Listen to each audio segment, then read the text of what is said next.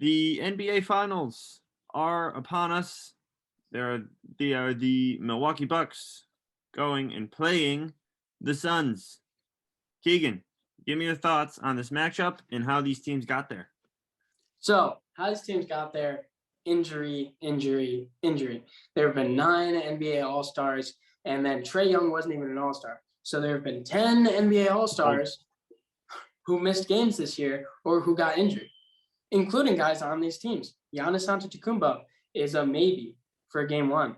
He sat out the rest of the Eastern Conference Finals, and then Brook Lopez, Bobby Portis, Chris Middleton, Drew Holiday, the other guys on the Bucks, the others, they had to step it up, and they played great basketball, and they were able to take over the Hawks, the Cinderella Hawks, who were there. By nobody's thought in their mind did they think the Hawks would be there. The Suns, though, are finally at full strength, knock on wood, because Chris Paul had a shoulder in the original series against the Lakers. Then he gets COVID, gets put into protocols, is out 2 games. They win those 2 games. And it's really just injury has run these playoffs. However, but that's the game. I mean, that's going to happen every year. So these people who are like, oh, there may be an asterisk on this year, they were putting asterisks on last year. They're going to put one on this year. They're probably going to put one on next year because people just want to discount champions. It's hard to win a championship. That's the point. Is it's a long. You have to go through those type of injuries that happen to your players, and you have to overcome them. And that's honestly what makes a good championship team. Teams that can overcome these sort of situations and rise to the occasion. Some guys have to step up. That's always going to happen. And that's how you get there. People will complain, but it is what it is. And the playoffs are for those guys who just don't have a name to make a name for themselves. Jamal Murray in last year's playoffs put himself in the map. And for guys like Cameron Payne, who when Chris Paul goes out, Cameron Payne gets a career night, scores over 20 points. Like that's the stuff where your team's depth is the most important thing when it comes to the playoffs, because if one guy gets injured, that should not be your season if you're really a championship caliber team. Exactly. I agree. But this NBA Finals matchup, to me, the historian, is very exciting because the Milwaukee Bucks have not won since 1971, and their starting center was a guy named Kareem Abdul-Jabbar, and the franchise was 2 years old, or 3 years old, rather. And then they haven't appeared in a final since 1974. And the Suns have never won a finals, and their only appearances were 1976 and 1993. So combined, these teams have 4 finals appearances and 1 win.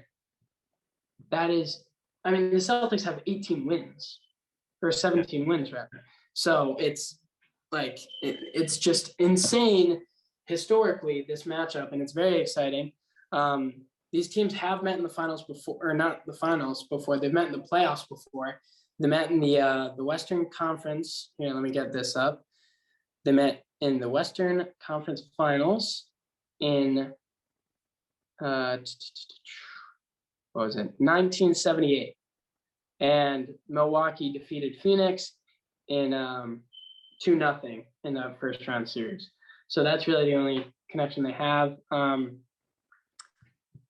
And these teams actually are also connected because both of them became expansion teams in the same year in 1968. And then in 1969, both teams had a coin flip to decide who was going to get the first pick. Milwaukee wins that first pick. They draft a guy named Lou Alcindor from UCLA.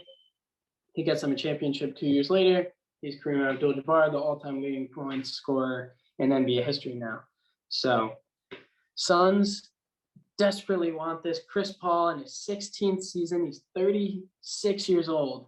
He wants this. I want it for him. The league is rooting for their president of the Players Association, Chris Paul, to get through to this game and to win his finally get a ring.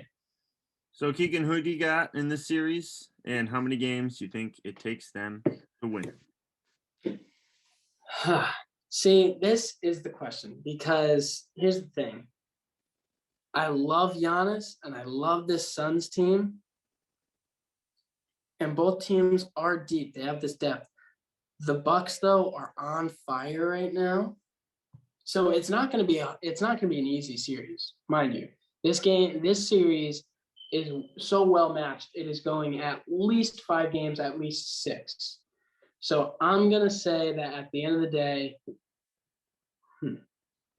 if Giannis remains injured, I think the Suns are taking it in a very narrow 7. A narrow 7.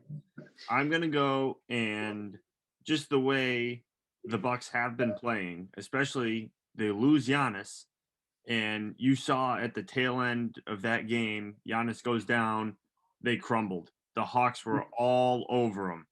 And what did they do? They bounce back. They're at home. What did they do? They bounce back, and they take care of the Hawks in Game 5. And what do they do Game 6? Got to go to Atlanta? No problem. We're going to take care of business. We don't have Giannis. That's not going to let us down. So I'm going to take the Bucks in this one, and I think the Bucks are going to win it in 6 games.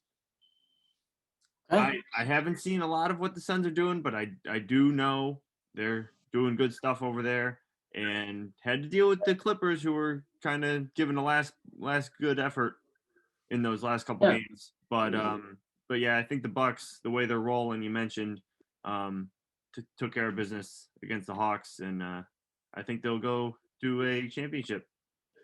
Yeah, and it's such a young team too. Both teams. The only player on either team who has ever made a finals appearance was Jay Crowder, who plays for the Suns, who was on the Miami Heat last year. That is the fewest finals appearances between 2 teams in the finals since 1977. And if that doesn't tell you how remarkable this series is, I don't know what will. And Charles Barkley, another thing before I am done with my soliloquy here. Charles Barkley, people are saying hot take that the Bucks may have done better off without Giannis. Or not better off, but he was saying that Giannis getting hurt may have been the best thing for the Bucks. And honestly, I don't think that's that hot of a take. I quite agree, because it can be really easy to rest on your star player, that the other guys get complacent and they just go, oh, yeah, Giannis is going to, destroy the paint and we'll be fine. But Giannis goes down, and Chris Middleton, who Drew Holiday called the heart of the team, Drew Holiday calling Giannis the soul and Chris Middleton the heart of the team, which I thought was very interesting. But it's true, because Chris Middleton, he was going to fight. He's the heart. He's pumping the blood. He's function. He goes out there and puts on a show. Bobby Portis comes out of nowhere. Their backup power forward, center, and he comes out and he has a great game. Brooke Lopez, longtime center, who actually I think is the all-time leading scorer for the Nets organization. He comes out there, he pounds the paint. He's a big body. He gets in there, does what he does. And then Drew Holiday finally gets into attack mode that we have been waiting for him to do. So I think you hit it right on the nail there.